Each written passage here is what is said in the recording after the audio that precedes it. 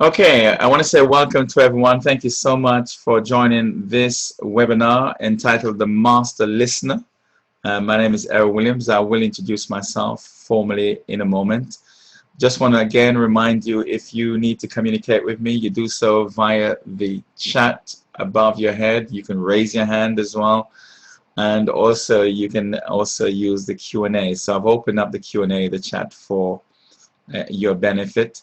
So you can communicate that way to me. If at all you feel more comfortable texting me, there will be a mobile number coming up um, at the bottom in a moment.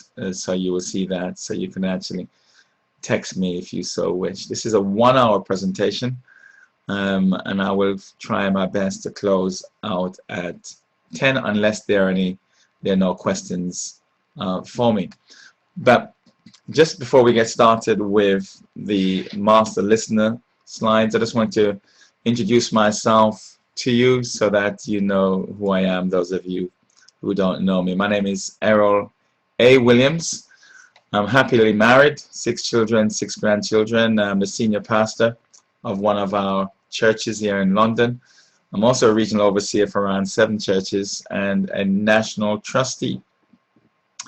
I have taught systematic theology for over 10 years. I have 35 years experience in community initiatives, 32 years in management training. So I've traveled different parts of this country and also different parts of the world to deliver management training.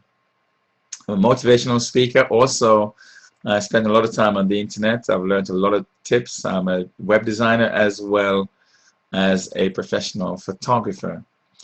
I do teach software skills, so I do know a lot of software and able to teach on those software.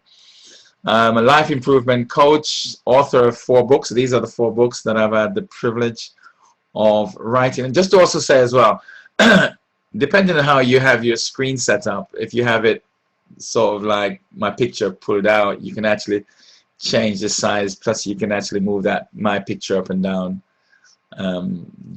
the screen. Also, depends on if you're using a PC as well, you can have your chat over to the right hand side, so you can have that to the right hand side, so I will see whenever you type something in.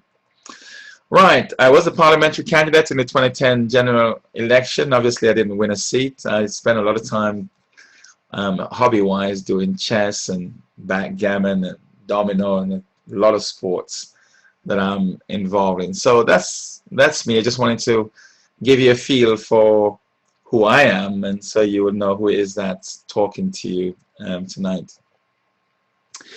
We're now looking at the subject of mastering listening skills, and I want to first of all talk about 3 different kinds of listeners. There's a passive listener, the person who just sits there and just listen. They don't say nothing, they don't do nothing, they just listen from a passive standpoint. Okay, then you have the aggressive listener, the person who really takes the floor and doesn't give it to anybody else. They're just very, very aggressive. They think really mostly about themselves. They really don't really care about the other person. They really are focused on just getting their views across. But tonight I really want to focus on the active listener, the person who is not passive, is not aggressive, but very assertive, okay, cares about the other person as much as they care about themselves. So I want to share with you 6 key tips of how to master listening, okay?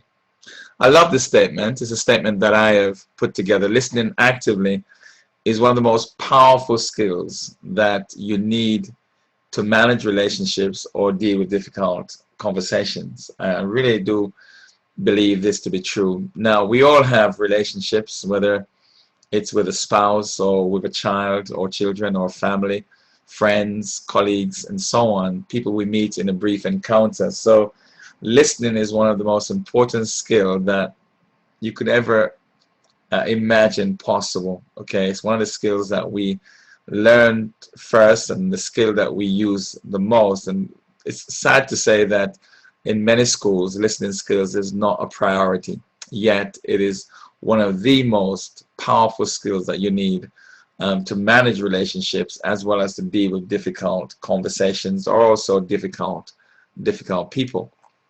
Now, I love this statement I put together. One of the greatest form of respect that you can show to another person is to listen to them, okay? To listen to them. I find it quite interesting that when people, you know, show me respect, they're really listening to me. When they listen to me, they're showing me respect. And when I listen to them also, I'm showing them a high level of respect. It's very important that we listen to one another. So the first tip I want to talk about tonight is whenever you're talking to someone, whenever you're listening to someone or you're communicating with someone, is to use tip number one, is to look interested, okay?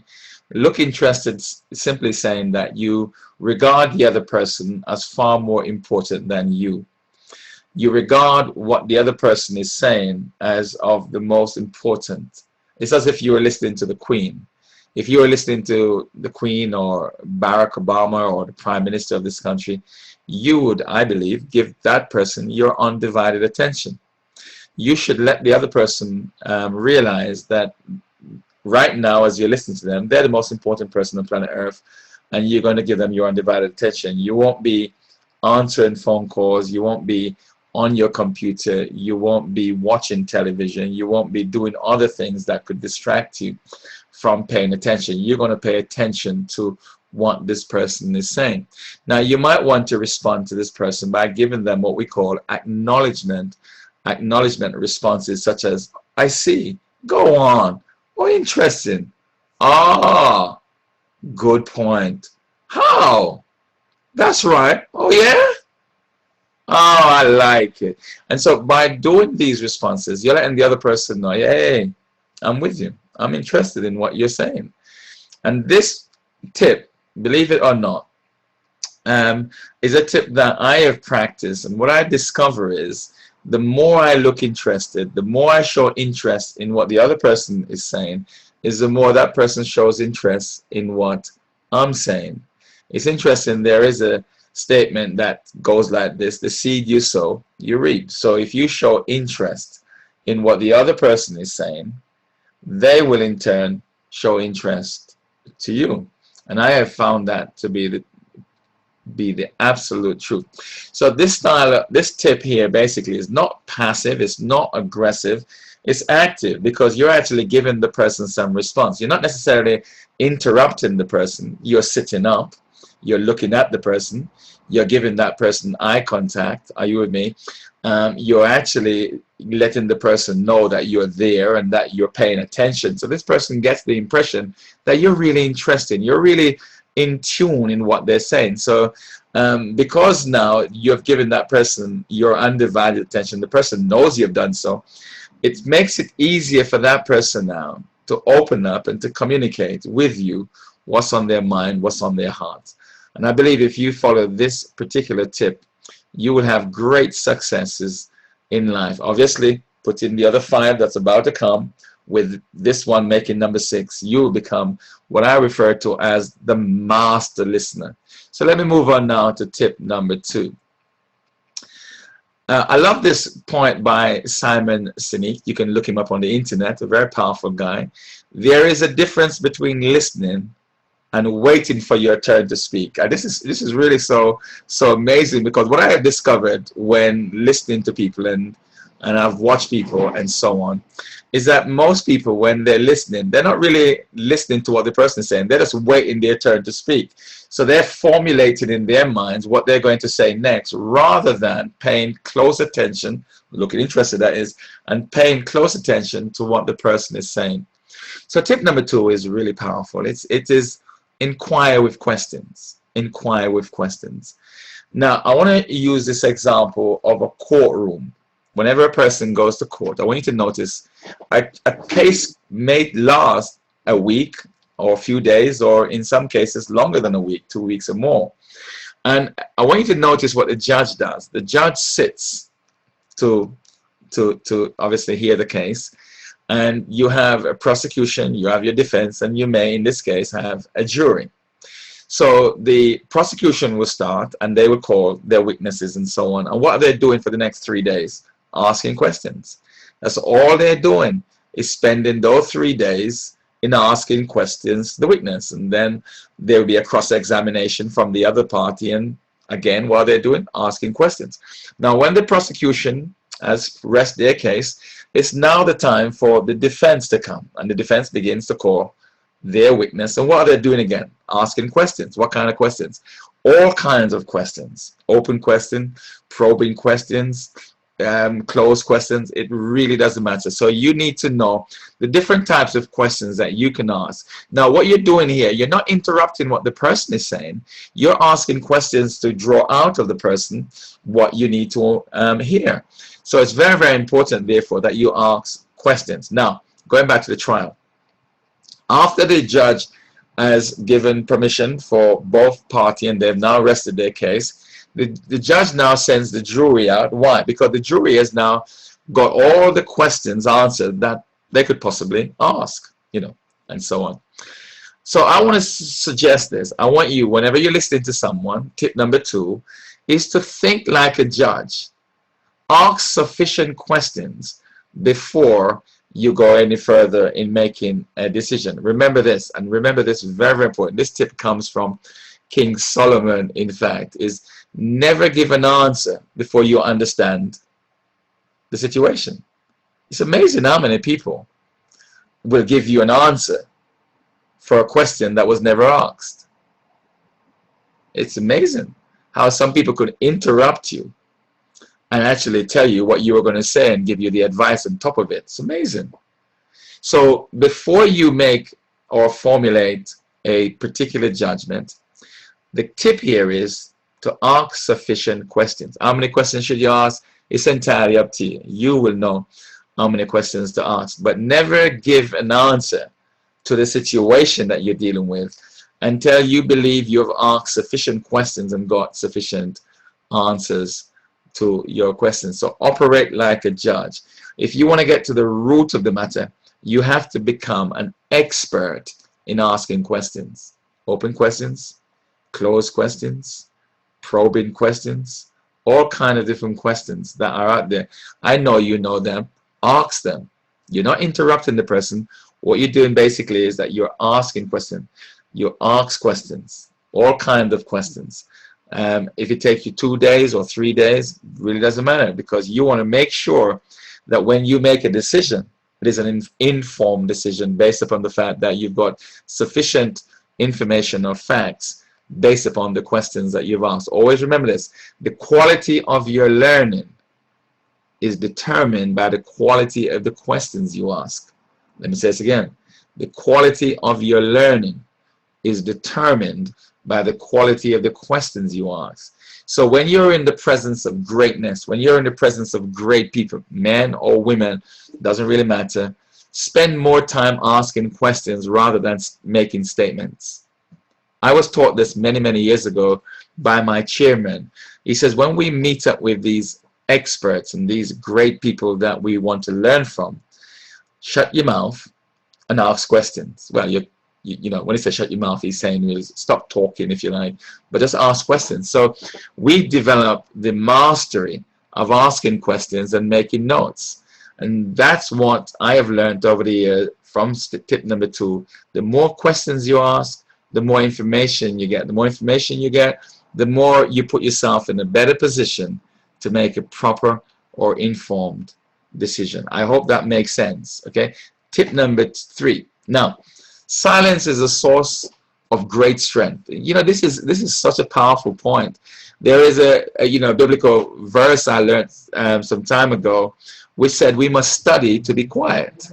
Study to be quiet. Isn't it amazing how many of us we are so impatient when it comes to listening, especially when we find ourselves in a very topical or very emotional debate or discussion. We just want to talk and talk and talk and talk and talk and talk, and very little silence. But you may have heard the phrase before, silence is golden, and it is true. So silence is a source of great strength. If you can keep silent, especially in an heated debate, and allow the other person to talk and you listen, it is a sign that you're a strong person internally. Now, tip number 3, stay on target. You see, one of the things I've discovered in listening is that when you're talking to somebody else, it's so easy to go off course, so easy to go off track. So you don't want to allow yourself to be manipulated or sidetracked by other people. Many people are expert in how to manipulate or sidetrack you. So what you want to do basically is use what I call the broken technique. So let's say, for example, someone has asked you for something and you just don't want to give it to them. You just tell them no. And the person might come back and say, but I do need it because I have this project to do. You might respond by saying, well, I understand clearly what you're saying, but the answer is no. And a person may come back and say, but it's very important, you know, I won't be long, and if I get it done, then it will really help me out. And you may respond by saying, I understand what you're saying, and you're really indicating that it's very important to you, but unfortunately I'm unable to assist you at this time. And it's the broken record technique. Remember, don't allow people to sidetrack you or to manipulate you. People are very good at that. Many people have had years of experience of how to do that. Have you ever been in a meeting where, you know, you start to discuss something, and before you know it, you're talking about 2 or 3 things at the same time, and no decision has been made on any? Well, that is a thing that I notice that happens a lot. But tip number 3 saying, you know what, it's your responsibility to actually keep this conversation on course and on track. And so it's oftentimes I find you're talking about, you know, this particular issue, and before you know it, you're talking about many other things. I'm not saying that those things are not important. Of course they're important, but you know, you don't want to waste time and effort and all of that stuff. You want to make sure you stay focused, deal with the issue that you started with. Not unless you can't come to any conclusion, then okay, fine, move on to the next point. But in terms of mastering listening and being a great listener, one of the tips that I have discovered over the years is that if you stay on target, you save yourself a lot of time, a lot of money, a lot of energy. It's amazing how you get a lot of things done. And as I said before, this happens a lot in meeting. This happens a lot also in discussion, especially when discussions are heated. I've seen many times, even in my own conversations with people, that, you know, you start off with this, and half an hour later you're on 5 other things down the road. I'm thinking, where did we start? You know, have we concluded on what we started with? No, we haven't. So we have to go right back to that. Well, the tip is to make sure you stay on target. Now, if there are other things that come up in the conversation that are very important, that needs to be discussed, well, make a note of them. If you feel it's more important than what you started with, then it's entirely up to you to say, well, okay, let me deal with that. But if you're going to deal with that, stay with that, finish that, then move on to the next thing. Always remember, tip number 3, stay on target. Don't allow yourself to be manipulated or sidetracked. Now, if someone manipulates you or sidetrack you or got you off course onto other things, then whose fault is that? Obviously yours. The other person, that's probably their game. Probably that's what they want to do. They may not even be aware that they're doing that. But it's your responsibility, I believe, to make sure that you stay on track. So you may want to bring the person back on track. You might want to say something like, I understand what you're saying about X, and X is very important, but can we come to X after we deal with A? You know, even in the chairing of meetings, there are times when the chairman has allowed the meeting to go off, and you know, my time is being wasted in that meeting as well. And I might say, Mr. Chairman, is it possible that we can finish with A before we go down to Z or to B or to D and so on? And the chairman might says, well, I want to deal with Z first. Well, I have to respect the chair and allow the chair to chair however he or she feels to chair. But it was my wisdom to let the chair know that we have gone off course, and if he chooses to come back on course or continue in the path, that's entirely up to him, and I will most certainly respect his decision without a shadow of a doubt. I love the statement by Hank Ketchum: just because I didn't do what you told me doesn't mean I wasn't listening to you. You know, one day I was in a conversation with my 3rd daughter. Her name is Fanta, and we were discussing something, and she said to me, Dad, you're not listening to me. And I was shocked by the statement. I really was. So I stopped. So this is a question I asked. I said, are you saying that I heard what you said, understood what you said, but I didn't agree? Is that what you really mean? And she smiled. I obviously understood exactly what she had said. I just didn't agree with her. But her interpretation of that was, I'm not listening. So thank you, Hank, for letting us know.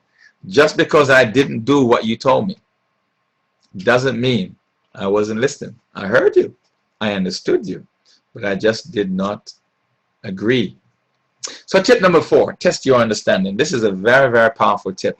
This is a tip that I think that is most talked about, probably than all the tips that I will talk about tonight, is to test your understanding. You see, testing your understanding means that you need feedback. There are 3 channels in communication: the sender, the receiver, and feedback. Think of it in that way.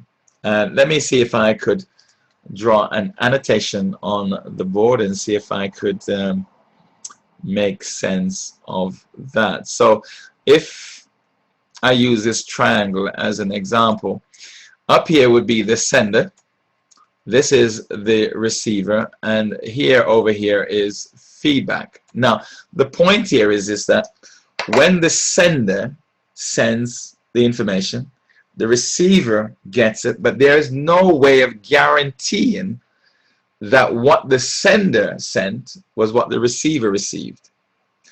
The only way to guarantee 100% accuracy is if there is feedback. That means one has tested, one has understood. Now, the feedback stage in the education system is what we call examination.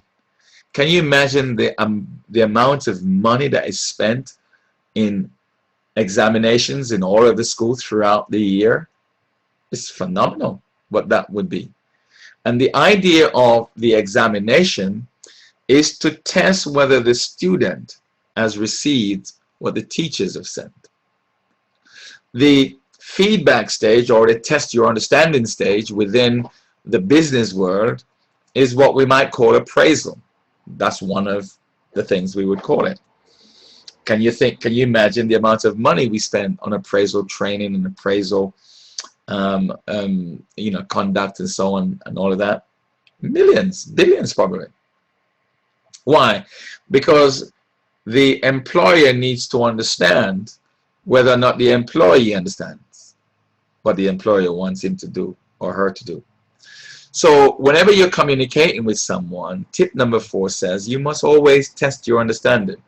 You might respond by saying something like, oh, so what you're saying is, and then you repeat what you believe they're saying. Or you might say something like, if I understand you correctly, you mean X, and you let them know. Now, if after you have given your feedback and you're testing your understanding, and they believe that you're correct, they will let you know. Therefore, you know that you've got 100% understanding of what they're saying to you. Very, very important. So if, for example, you test your understanding and you discover that you were wrong in the way you think, they will then obviously clarify with you what they meant. You know, what I find amazing is when I'm communicating with someone and the person tests their understanding and I told them, no, that's not what I'm saying, they still continue to say, that is what I'm saying, that is what you're saying. And I said, no, but that's not what I am saying, that's not what I meant. And they're still telling me, but these are terrible listeners. I mean, this is absolutely revolting.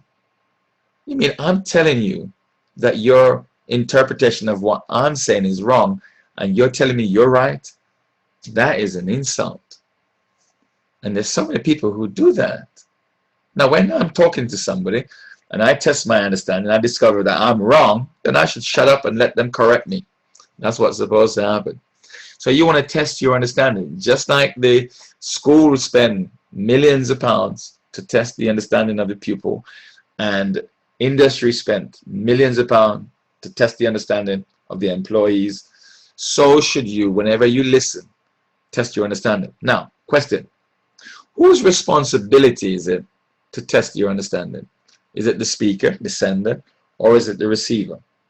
Now, I could have done a poll and asked you to respond to that, but I won't do the poll. But the point is this, is that the answer to that question is this, is that it's both your responsibility.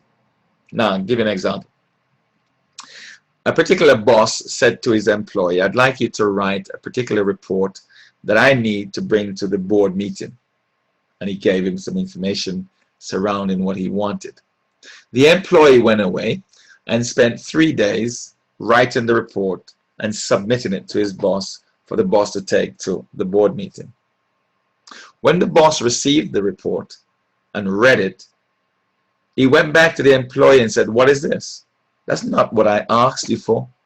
Now, the employer, the boss in this case, wasted 3 days waiting for the report, and the employee wasted 3 days writing the report simply because there was no testing of your understanding in that situation. I remember once I was teaching this particular point in a train company, and one of the employee indicated, Errol, you're so correct, because recently one of our train drivers lost his job because when the information was sent to him, okay, let's go back at my board here if I can. When the information was sent to him, he received it, but he gave no feedback, didn't test his understanding. As a result of that, the train was derailed. It is my understanding, therefore, that in the train industry, it is a requirement that whenever a driver receives information from a sender, he or she has to give feedback. And if they don't, they could find themselves in a disciplinary situation. So whenever you're listening to someone, always test your understanding. The question is, when should you test your understanding? Whenever you feel it's appropriate. You're the judge. Whenever you deem it necessary to test your understanding, test your understanding. Because what you don't want is misunderstanding. Okay? And I will share with you in a moment, one of the barriers of listening is interpretation and distortion. People will hear what you're saying, interpretation, and they will distort it, not on purpose, because different words mean different things to different people.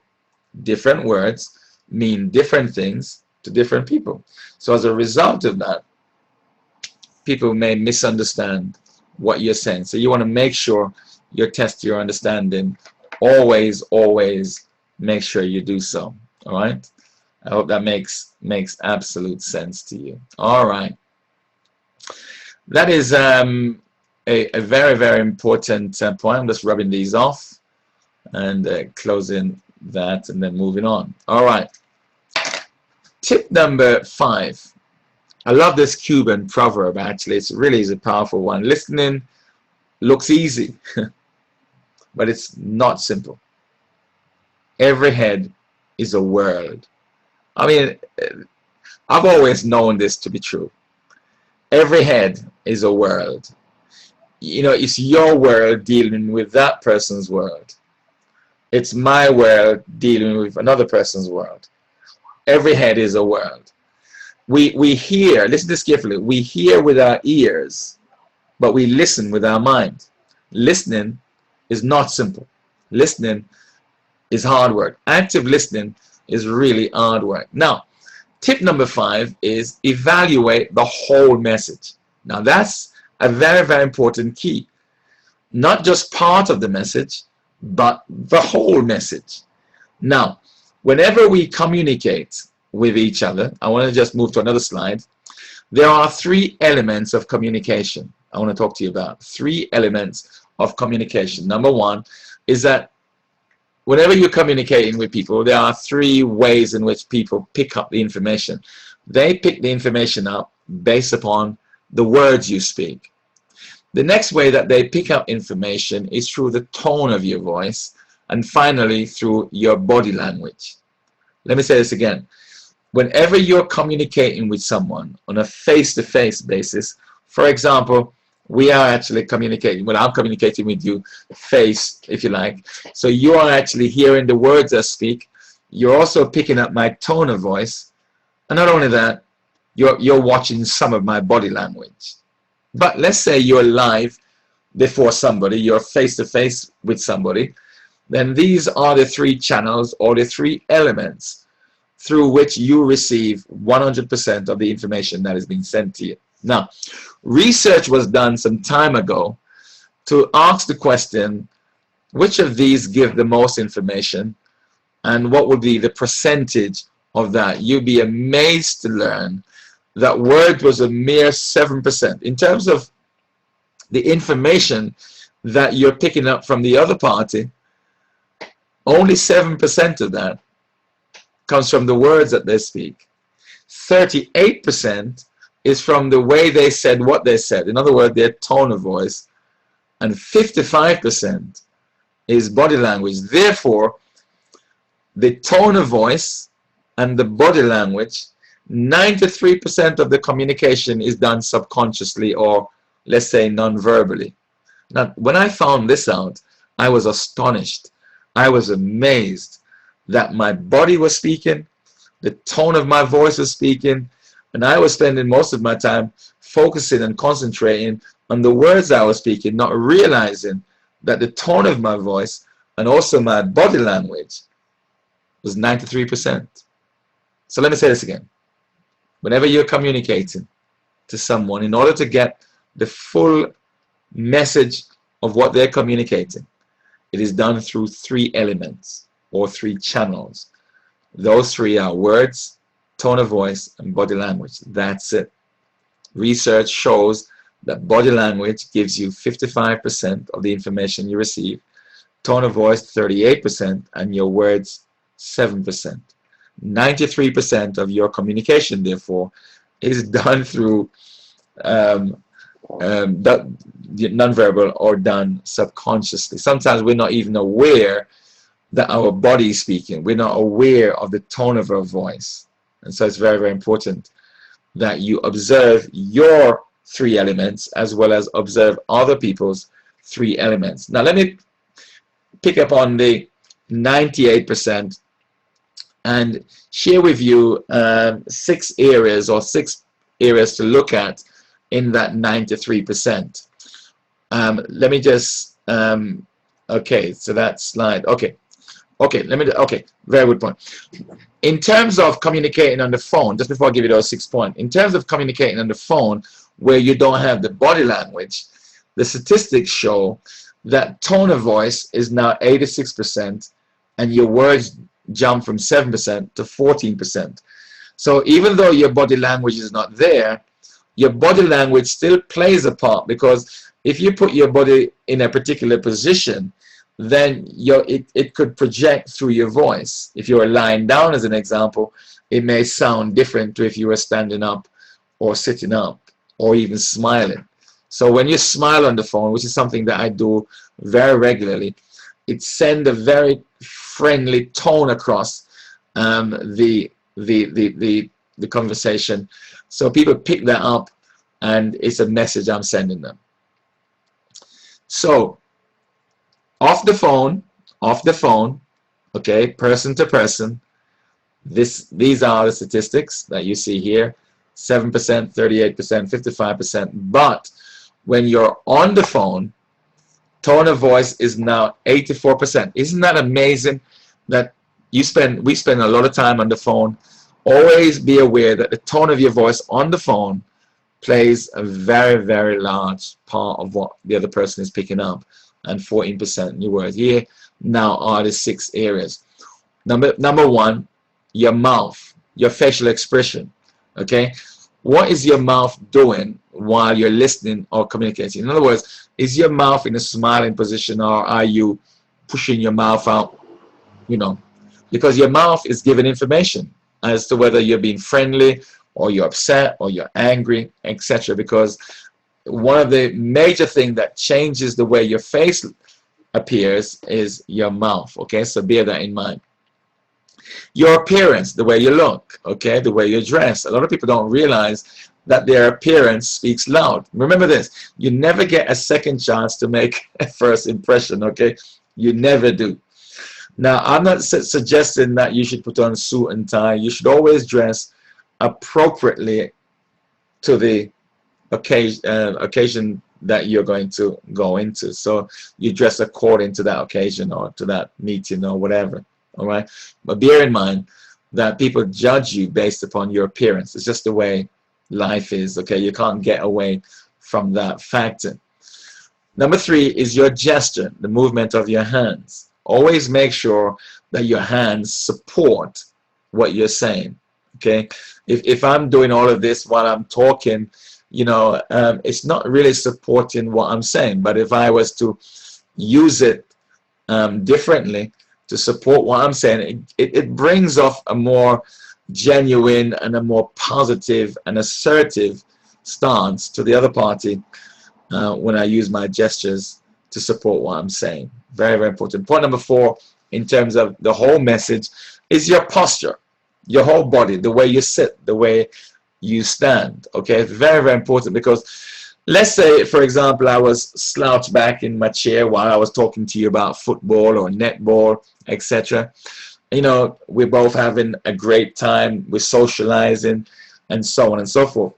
But let's say the subject changed and I'm still slouched down, and the person said something like, you know, last night, you know, one of my friends died, and I remain in that slouched position.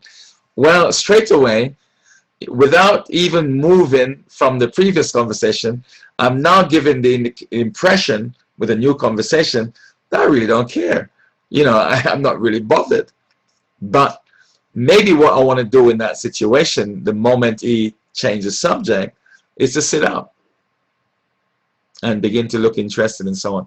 So it's very, very important, therefore, that you bear in mind that your posture does speak volume. I've already mentioned about tone of voice in terms of 38%.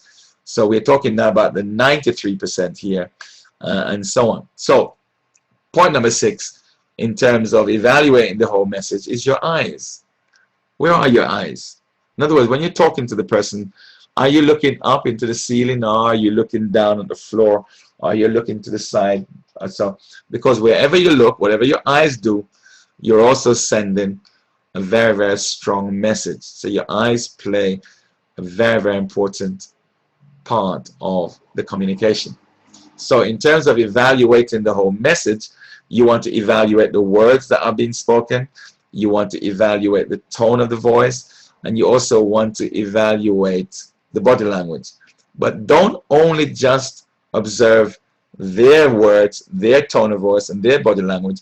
You also want to observe your words, your tone of voice, and your body language. Listen to yourself. Try to see what you're doing. Try to listen to what you're saying, and you'll be amazed how it can improve your communication skills. So evaluate the whole message. All right? I want to share with you what I believe is the hardest thing on planet Earth to do. But before I do that, I want to share with you a statement from Winston Churchill. He says, courage is what it takes to stand up and speak. And that is so true. However, courage is also what it takes to sit down and listen. You know, it's almost as if listening becomes a forgotten art. It's like an art that is not important to people. We're now in the technological age, and it's really increasing and really growing, beautiful as it is. But there is still a time to sit down and listen to one another. Things are moving so fast. We are so busy. We got so many projects running. We got so much things to do. I find sometimes while I'm eating, I'm still working. It's crazy. And I have to say to myself, come on, eat. Sit down and eat. Turn off the computer or turn away the phone and spend some time, just quality time, sit down and eat. So I like the point that Winston Churchill is making here. It takes great courage to get up and give a presentation. It really does. It takes great courage to do what I'm doing right now. But equally so, it takes great courage to sit down and to listen to another person, to give them your ear and to listen to them actively. So point number 6 is quite this. This I have discovered to be the hardest thing on planet Earth to do, is to neutralize or control your feelings. To neutralize or control your feelings. I don't mean zero out your feelings. I mean control your feelings. To be in charge of you. As a matter of fact, the only person that you can control is you. You cannot control your children. You cannot control other people. You cannot control nobody else except you. Okay, fine. You may have some influence over people, but that's not control. The only person you have control over is you. How great are you at controlling you, at managing you? I would suggest that you take a degree, a PhD, your master's in studying you. There is a proverbial statement that says, he that has no rule over himself is like a city that's broken down and without walls. Now, if you look at a city that's broken down without walls, that has no security, that means anyone can come in and take whatever they want when they want. And a person that has no control of themselves is like a person who has no self-defense, because they are their self-defense. They're the ones that's supposed to make sure they control the way they think, control the way they talk, control the way they behave. And you can learn the art of control. I think this is probably the hardest subject in life to do. Now we have mastered the ability of sending someone to the moon. We've mastered the ability of making these mobile devices and computers and so on. But many of us, majority of us, can't control ourselves. We have no control over ourselves. Well, as much as we should have. And I believe we can reach the stage where we can neutralize and control our feelings. But how do we do that? Always remember this. Your feelings, and this is a clue that you want to make a note of. If you haven't heard anything else I've said, this is the thing that you really want to take away tonight. This is the tip you want to take away tonight. And let me just make this point first. Neutralizing and controlling your feelings, as the wise man said, is that I have to be able to control me. I have to be able to control me. So let me make the point now I want to share with you. Now, this tip you don't want to lose. The way to control your feelings is to make sure you control what you're thinking about. Because it's your thoughts that trigger your feelings. Now, this is very important. I want you to make a note of it, whether mentally, whether verbally, etc. It's your thinking that determines your feelings. Did you not know that you are where you are in life today because of the way you've been thinking over the last 10 years? Did you not know that you are where you are in life because of your thought processes? The wise man Solomon puts it this way. He says, as a person think in their mind, in their heart, so are they. We become our thoughts. I am my thoughts. I am the way I've been thinking over the last 5-10 years. And because I have been able to work on my mind, what I think about, I've been able to control what I feel. That's very, very important. If you're thinking about happy things, great things, beautiful things, you feel differently to if you were focusing your mind on some of the sad things that have happened to you over the years. I ain't got time to focus my mind on bad things that happened to me so that I can feel bad. I ain't got the time, and I refuse to do that. And oftentimes what tends to happen is your mind might just jump onto something. Well, it's up to you to control it. To say, you know what, I don't want to think about that. Now, don't tell me you can't change your thought process. You can turn the TV on and watch something else. You can phone a friend and talk about something else. You can go for a walk and think about something else. You have to take control of the way you think in order to take control of the way you feel. Fact. If you have not heard anything else I've said tonight, you don't want to lose that particular point. Neutralizing and controlling your feelings. This is the hardest tip of the six to do. As a matter of fact, this is the hardest thing on planet Earth to do. How do I control my feelings, especially when someone calls me a derogatory name, or someone disrespect me, or someone dishonor me, or someone doesn't appreciate me, or someone is against me and trying to destroy me? Let me say this to you. If you can control the way you think, you have won more than the lottery. I want to say that again. If you have reached a stage in life where you have controlled the way you think to control the way you feel, you have won a major victory. You have won more money than those who have won the lottery. Trust me on that one. It takes great courage to be able to control yourself. So I strongly recommend that you spend a great deal of time in mastering you, in being proficient in you. And maybe I need to run a session on the mind, and how the mind functions, how it works, and so on. But remember this: the way you think determines the way you feel, and it's the way you feel that determines what you say and do. I want to say this again. I may want to put this up here if I can find my annotation tool. Now hear me good, and hear me good. The way you think determines the way you feel, and it's the way you feel that determines the way you talk and the things that you do. Okay, let me say it again. The way you think, your thought processes, determines your feelings, the way you feel. And it's the way you feel that determines the way you talk and the way you behave, the things you do. So if you want to control how you speak, the things you do, and if you want to control your feelings, you're going to have to control what you think about. Never ever let garbage get in. Now there may be a lot of garbage in your mind already, like there was in mine, but don't let no more garbage in.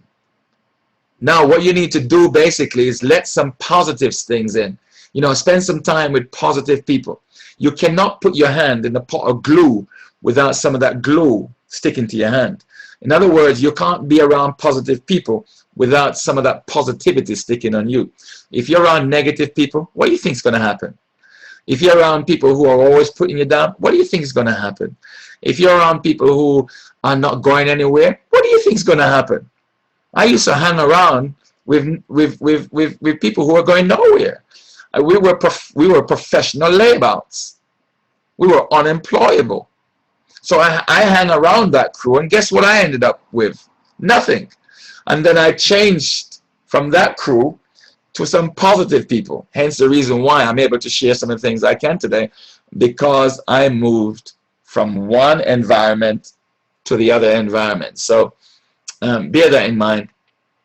Very, very, very important indeed. Now, let me just rub that board off to make sure that those things are not there.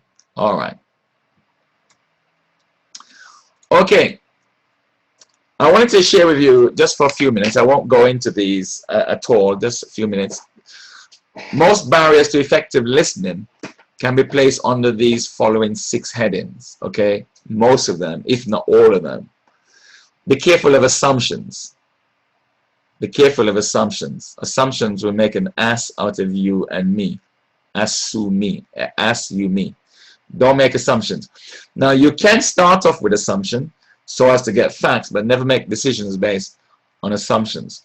The roaming mind. When you're listening, one of the things I've discovered is that people's mind are just roaming all over the place. Your mind is capable of receiving 8 times the information that you're listening to. Your mind is that powerful. So you have to make sure you stay focused and not allow your mind to wander. There are such barriers like external and internal distraction. External distractions, you know, like room noise. The room is too cold. The temperature, as an example. The wrong environment to actually have a conversation. Internal distractions are those things that's happening inside of you. In other words, you're stressed out. You're tired. You're hungry. You know what I mean? There are toothache that you have, or different pains that you're going through, your prejudices towards other people. Those are all internal distractions. One of the most powerful barrier to listening is your interpretation and distortion. In other words, you've heard what the person said, you didn't test your understanding, but now you've distorted what they've said. This happens all the time. All the time. The other one is oversensitivity. This is one I find is really aggravating. Some people are so sensitive. It's like walking an eggshell. They're so sensitive. It's hard to talk to them because of their sensitivity. And finally, unclear speaker. The person that's presenting or the person that's speaking is very unclear. They're not very clear. And there are times when we are listening to other people who English is not their first language, and we have to be patient with them because it's not their fault that we can't understand what they're saying the first time. So we have to be very, very patient. So bear these thoughts in mind. These are some of the most powerful barriers that I have had time to examine over around 30 years. And these are the big boys that really gets in the way of effective listening. That brings me to the end of my presentation, and I've got 5 minutes left. I don't know if there's anyone here who has any question that you would like to ask me. You can use the chat box at the top, or you can actually use the Q&A, and you may want to ask me a question, or you may want to make a comment or a statement. It's entirely up to you if you choose to do so. But I want to just say thank you for coming. You can see my details below, and I will show you on another slide, in fact, my details, which are here. I have a project that I'm involved in called Singles Direct, which a website that I'm putting together called Singles Direct, singlesdirect.net. So you could take a look at that. If you want to know more about me, just go to singlesdirect.net and you'll find that. Those are my details on the screen, my email address as well as my phone number. I do 2 webinars every week. I do an online Bible studies every Monday, 9 to 10:30, and I also do the life improvement tips every Thursday from 9 o'clock till 10 o'clock. Okay, so if you're interested in any of those things and you're not registered to any of those, you can actually send me an email, and I will add you to a system if you're not yet on the system, and make sure that you get emails sent out to you all the time. Okay, just want to summarize the 6 key tips. First of all was look interested. Okay, look interested. Make the other person know that what you're saying is important to you. So look interested. Show that you're interested, because if the more you are interested in what they're saying, is the more interest they will show in you when you're speaking. Secondly, is to inquire with questions. Become a master asking questions. Learn how to ask questions, probing questions, open questions, closed questions, searching questions. It really doesn't matter. But become a master at asking questions. Number 3, stay on target. Don't allow yourself to be manipulated or sidetracked. Don't allow yourself to be, drawn into different debates. Deal with one thing at a time. Get that finished, then move on to something else. Remember, tip number 4, test your understanding. You must give feedback. Whether you sent the information or received the information, test your understanding, because that's the only way you can guarantee 100% accuracy of what was said versus what was received. So test your understanding. When should you test your understanding? Whenever you feel it's necessary. Tip number 5 is to evaluate the whole message. Remember the 3 elements I spoke about: words, tone of voice, body language. 93% of that is done subconsciously. It's done non-verbally as well. So you want to make sure that you're observing those 6 areas I talked about: the mouth, the appearance, the gesture, the posture, the voice, and your eyes. Remember that. When you're evaluating the whole message, you evaluate the whole message based upon the person you're listening to. And also you evaluate the whole message based upon what you're saying, the way you're saying it, and also your body language. Look at yourself. Listen to yourself. I'm listening to myself right now. I'm purposely listening to what I'm saying. Okay? Tip number 6. The one I said is the most difficult of all skills probably on the planet. Probably on the planet is the ability to neutralize or control your feelings. Remember what I said before. Your feelings are based upon the way you're thinking. It's your thoughts that determines how you feel, and it's your feelings that determines the words you speak and the actions you perform. So be absolutely vigilant and determined to master the way you think. Remember this, you do not have control over nobody else. The only person that you can master or control is you. And if you live a life and die and did not achieve that goal, then you failed, and failed miserably probably. And I have discovered that when you go into heated discussion, heated debate, and you do not have self-control, you find that you may say the wrong thing, you might do the wrong thing, you might even think the wrong thing. So listen actively. Again, I want to say, if you want to find out more about me, go to singlesdirect.net. If you want to get in touch with me, do so via the email or the mobile number. And I want to say thank you so much for joining the webinar tonight. I was delighted that you were here, and I wish you all the best. And can I also say, there will be a recording of this, and we will send it to those of you who registered as soon as we have uploaded it to YouTube. So we will send you a link to it if at all you wish to watch it again. Thank you for coming. Appreciate your time, and have a fantastic evening. Bye for now.